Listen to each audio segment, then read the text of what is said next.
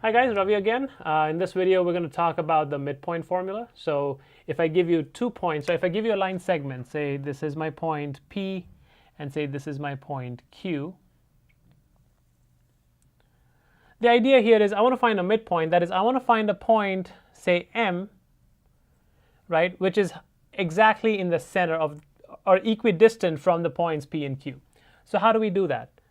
So let's say I had the coordinates of P were x1 and y1, and the coordinates of Q were x2 and y2. Okay, so then let's say for now that my midpoint has coordinates xy. So the idea is I want to find what is x, what is y. How do I find those points? So we have, think about it as an average, right? You're right in the middle. So if I take the average of x1 and x2, that always falls in the middle. So I'm going to say xy here, right, is going to be the average of the x coordinates here. So that's x1 plus x2 over 2. And the average of the y coordinates, which is y1 plus y2 over 2. And this is what we call our midpoint formula. So let's go ahead and write down a formal definition. OK, so the coordinates of the midpoint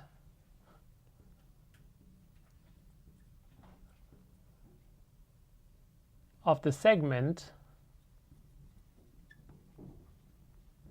joining the points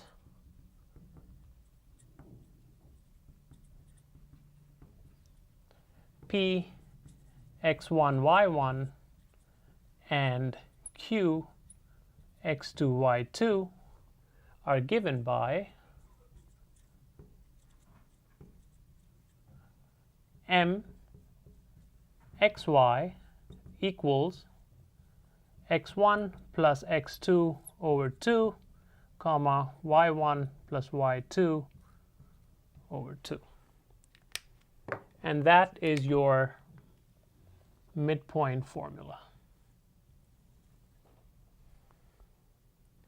OK, so we learned the midpoint formula. Now let's see how we can apply the midpoint formula. So here's an example.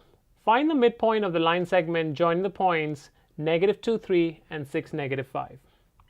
So we know that the way we find the midpoint is we know that M xy is given by x1 plus x2 over 2, comma, y1 plus y2 over 2. So let's go ahead and pick this point as x1, y1, and pick this point as x2, y2. So I have my midpoint to be -2 plus 6 over 2, comma, 3 plus -5 over 2. And that gives me 4 over 2, comma. Now 3 plus -5 is actually 3 minus 5, right? And so I'm going to get -2 over 2, which is 2, comma, 1. So if you look at the line segment that joins the points -2, 3, and 6, 5, the midpoint has coordinates -2 and 1.